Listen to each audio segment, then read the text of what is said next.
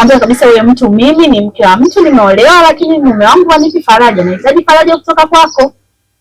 Na kila kitu kikaa sawa, ukamtumia yeye kwenye furaha yako.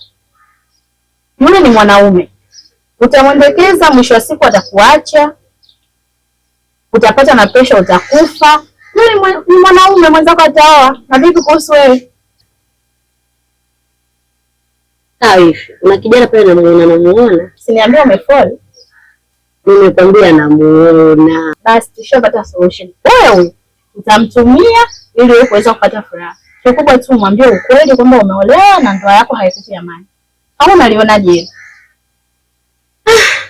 Sawa. Sasa nichukue ushauri wako, nitaufanyia kazi. Sawa, natufanya kila kitu kitakuwa sawa. Tusubiri muda uende hapo.